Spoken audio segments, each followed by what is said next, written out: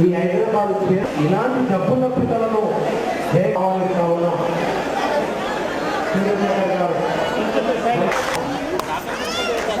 Doctor కూడా మొదలుకొని ప్రారంభం ముందే కమలాపూర్ శాసనసభ్యులు మా దగ్గర లేవు. ఎవరన్నా దాతల ముందుకు వచ్చి మా బిడ్డను కాపాడనని పోయిన నెల 20 చనిపోతుంటే మాత్రం ఎవరు మాట్లాడతలేరు అనే విషయాన్ని వాళ్ళకి ప్యాకేజ్ వీళ్ళకి ప్యాకేజ్ అంటుండు కదా. ఎవరికైనా ప్యాకేజ్ ప్రకటించుకోమనండి, ఎవరికైనా ఉచిత విద్యుత్ తీసుకోమండి, దానికి ఎవరు ఆబ్జెక్షన్ చేయట్లేదు. కానీ ప్రతి చేపట్టిన కృష్ణమాది గారు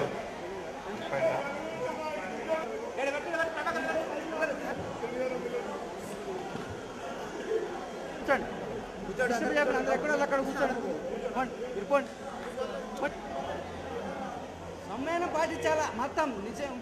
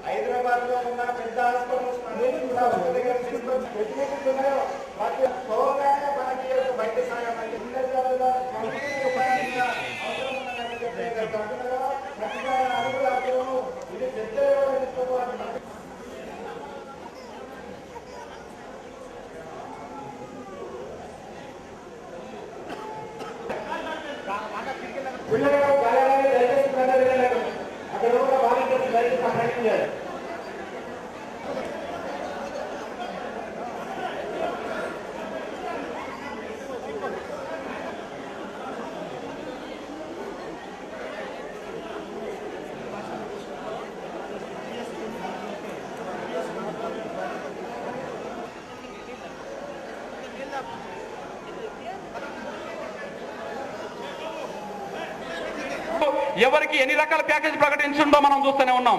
ఒక 70 ఏళ్ళ అతను ఆత్మహత్య చేసుకున్నాడు అనుకోండి, ఆత్మహత్య చేసుకున్న కుటుంబాన్ని ఆదుకోవడానికి రైతు అనే పేరుతో ఆ కుటుంబాన్ని ఆదుకోవడానికి 1,50,000 రూపాయలు ఇస్తుండు.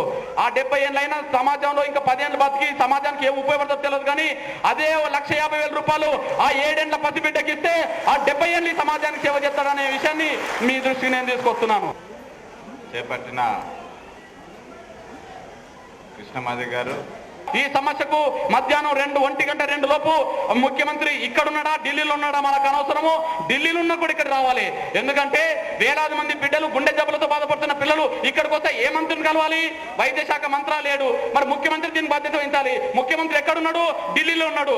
అంటే 2 రోజులు మనం ఇక్కడ ఉంటే 2 రోజులు ఢిల్లీలో ఆయన ఉన్నాడంటే పేద వర్గాల బిడ్డలు హైదరాబాద్ వచ్చి కూడా ఎంత నిర్లక్ష్యానికి గురవుతుండ్రో. ఇవాళ బాధిత సమస్యల కుటుంబ బిడ్డలను ఇవాళ హాస్పిటల్ పంపాల్సిన దుస్థితి ఎందుకు వచ్చిందో సమాధానం చెప్పాల్సిన బాధ్యత ఇవాళ కాకపోయినా ఆయన వచ్చినాకనైనా ఉండక తప్పదనే విషయం కూడా మీ దృష్టికి నేను తీసుకొస్తూ ఈ క్రమంలో మిమ్మల్ని నేను కోరుతున్నది ఒకటే, మీ బిడ్డల్ని బతికించడానికి నేనేం డాక్టర్ని కాదు. మన డాక్టర్లు ఎట్లా బతికించాలో చెప్తారు, నేను ప్రజాప్రతినిధిగాను వాళ్ళ సహకారం ఏ విధంగా చెప్తారు.